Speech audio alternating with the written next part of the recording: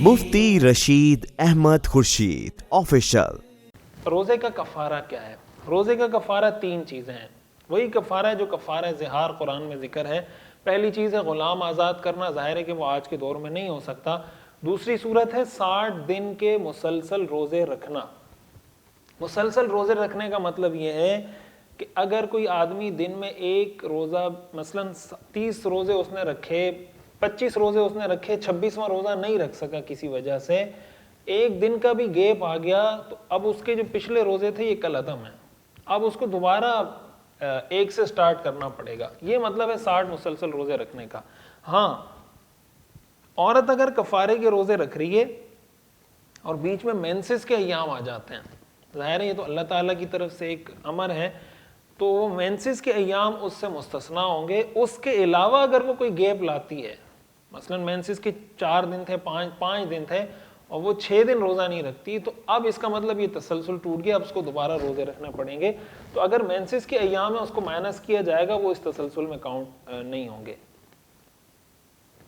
تیسرا آپشن کفارے میں یہ ہے کہ اگر کسی آدمی میں 60 روزے رکھنے کی ہمت نہیں ہے تو تیسرا آپشن شریعت نے دیا ہے کہ 60 مساکین کو صبح شام 2 وقت کا کھانا کھلا دیں۔ اس کو آپ آج کل یوں سمجھ سکتے ہیں کہ بھائی صبح آپ نے مثال کے طور پر 2 بریانی کی دیگیں منگوا لی، غریب لوگوں کو بلا کے کھلا دی، شام میں 2 دیگیں منگوا کے غریب لوگوں کو کھلا دی، تو آپ کا کفارہ ادا ہو جائے گا۔ اگر یہ مشکل ہے کہ آپ صبح شام 60 مسکینوں کو کھانا کھلائیں، تو یہ بھی ہو سکتا ہے کہ آپ 60 مسکینوں کو صدقہ فطر کی مقدار غلہ دے دیں یا اس کی قیمت دے دیں۔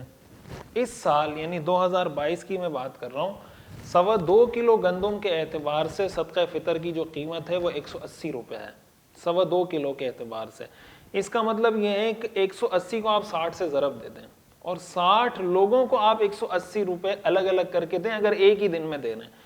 ایک صورت یہ ہے کہ آپ ایک ہی مسکین کو دیں، ایک ہی شخص کو دے رہے ہیں تو پھر آپ اس کو 60 دن تک دیں گے۔ ایک دن میں اگر ایک مسکین کو 60 صدقہ فطر کی رقم آپ نے دے دی تو وہ آپ کا ایک ہی کنسیڈر ہوگا، 60 کنسیڈر نہیں ہوں گے۔ اس کی ایک صورت یہ بھی ہو سکتی ہے، بعض اوقات اگر ایک آدمی چاہتا ہے میں ایک ساتھ دے دوں، تو اس کی صورت یہ ہو سکتی ہے کہ آپ کسی مستند دینی ادارے میں، کسی مستند رفاہی ادارے میں دے دیں۔ یہ مستند اس لیے کہہ رہا ہوں کہ آپ جہاں بھی زکوٰۃ دیتے ہیں، جہاں بھی صدقہ دیتے ہیں، جس ادارے میں بھی، آپ کو پہلے یہ تسلی کرنی چاہیے کہ ان کا خرچ کرنے کا سسٹم شریعہ کمپلائنٹ ہے۔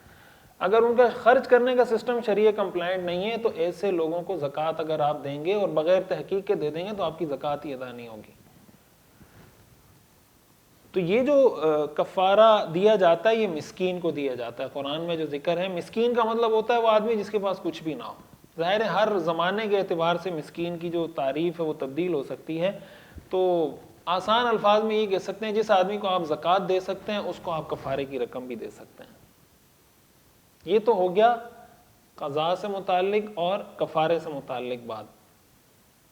اچھا، رمضان کے علاوہ کا اگر کوئی روزہ توڑ دیتا ہے، مثال کے طور پر آپ قضاء روزہ رکھ رہے تھے رمضان کے علاوہ اور وہ توڑ دیا، تو اس کی قضاء لازم ہوتی ہے، اس میں کفارہ لازم نہیں ہوتا۔ یا کسی نے نفل روزہ رکھا ہوا تھا یا نظر کا روزہ رکھا ہوا تھا، توڑ دیا، تو اس میں صرف قضاء لازم ہوتی، کفارہ لازم نہیں ہوتا۔ ایک سوال یہ بھی پوچھا جاتا ہے کہ اگر روزہ ٹوٹ گیا تو کیا روزہ ٹوٹنے کے بعد، ٹوٹ جانے کے بعد پھر کھا پی سکتے ہیں؟ تو اس کے بارے میں بھی یہ بات پتہ ہونی چاہیے کہ روزہ اگر ٹوٹ گیا کسی وجہ سے تو اب بھی حکم یہ ہے کہ آپ اس کے بعد بھی کچھ کھا پی نہیں سکتے۔ روزہ تو آپ کا کنسیڈر نہیں ہوگا لیکن کچھ کھانا پینا جائز نہیں ہے، روزہ داروں کی طرح رہنا واجب ہے۔ یہ ہو گیا کفارہ، کہ کفارہ کیا ہے اور کفارہ کس پہ لازم ہوتا ہے، اس کی ہم نے تفصیل عرض کر دی۔